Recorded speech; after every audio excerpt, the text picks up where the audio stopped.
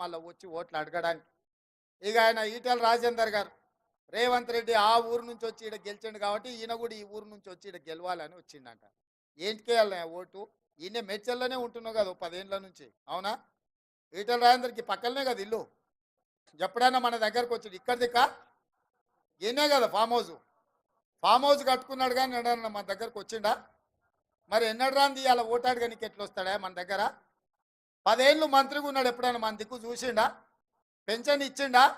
ఇల్లు ఇచ్చిండా? ఉద్యోగం ఇచ్చిండా? ఉపాధి కల్పించిండా? పోనీ ఎట్లున్నామని అడిగిండా? మన పెళ్ళికి వచ్చిండా? మన సావుకు వచ్చిండా? మంచిగున్నామని మనల్ని ఎప్పుడైనా వల్కరించిండా? మరి ఏం అడిగినోడు ఇవ్వాలి సిగ్గు లేకుండా ఓటు ఎట్లా అడుగుతాడా మన దగ్గర? ఎట్లా అడుగుతాడు చెప్పురి?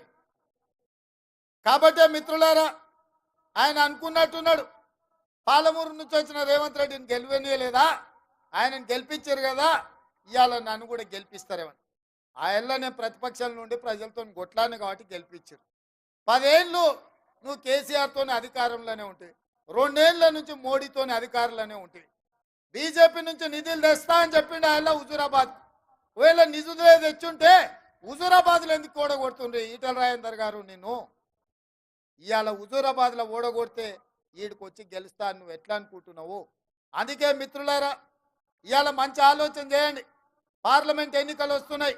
ఏ విధంగా అయితే రాష్ట్రంలో ప్రజలు మనల్ని ఆశీర్వదించి ప్రభుత్వాన్ని ఇచ్చిండ్రో, రేపు ఈ ప్రాంతంలో మనకు ఎమ్మెల్యేలు లేరు, రేపు ఎంపీలు కూడా లేకపోతే ఏదైనా అభివృద్ధి చేయాలన్నా, మీకు నిధులు ఇవ్వాలన్నా, మీ ప్రాంతానికి ఐటీ కంపెనీలను తేవాలన్నా ఇక్కడ మన వాళ్ళు ఉండాలి.